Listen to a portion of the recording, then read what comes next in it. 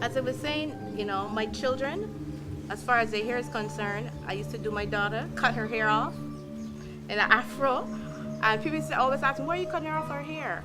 I used to do the corkscrew thing and the twists and plait it at the end with beads and all of that. And white people thought it was beautiful. And I think that, as I said, we have to accept who we are and stop trying to tone our skin, bleaching our skin and all of that. I think that we are coming to the day and age where, and I'm not saying this is for everybody because not everybody really accepts who they are. It's only some of us. And we are a very educated people. We are educated and we are being educated.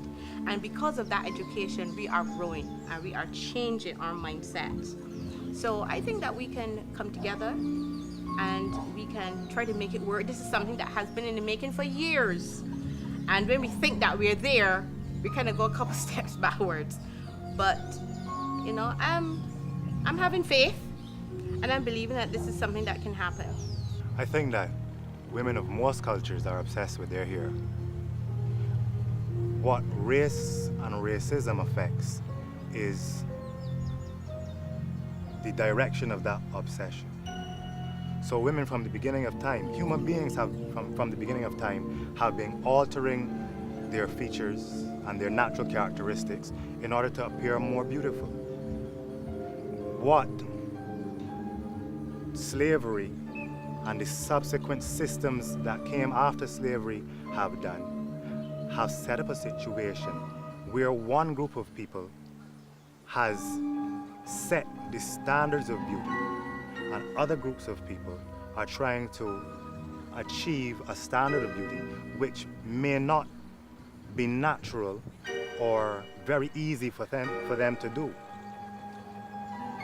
So women have always been changing their hair, but because of the situation that we have today, women are in larger numbers, in a great proportion of numbers, changing their hair to approximate the hair of Europeans.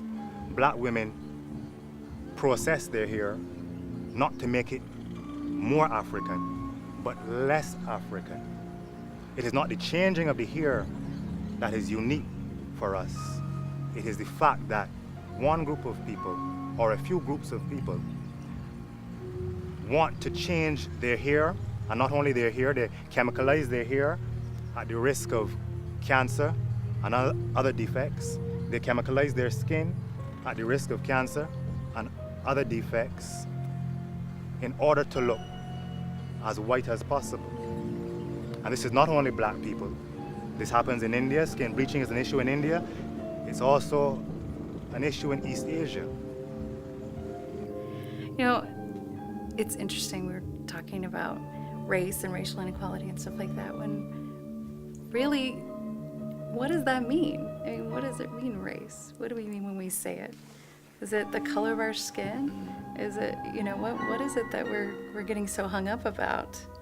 I think as we touched on earlier, I think it's such a mental like kind of entrapment. It's crazy how people just believe that they have to treat you differently because of your skin color. Right. It's awful. And then they trap themselves into thinking that because of their skin color that they can't go anywhere. And I think that's something that was broken down in the actual film. And I think everyone needs to come out and see it. I mean, I don't want to get too in depth and talk about it too much, but it's so amazing, especially coming on to the ending of the film, how the two colors they came together for such a beautiful outcome. I thought it was amazing. Because really, when we're speaking about racism, it's not a very very accurate word, because racism, that word racism suggests that we have multi-directional discrimination, that blacks don't like whites and whites don't like blacks and Asians don't like whites and Asians don't like blacks and blacks don't like Asians, and it's multi-directional. For me, that is racial prejudice. That is tribalism. That is human beings doing what human beings do and grouping themselves for some sense of security and identity.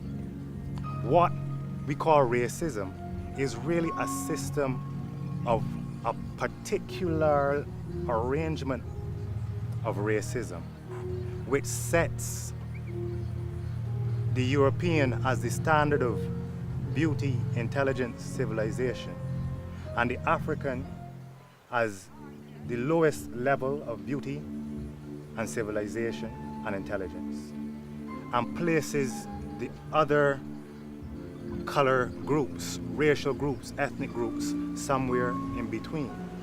That is what we're dealing with today. Racial prejudice may have always existed, it may also exist, but this peculiar form of racism is something unique.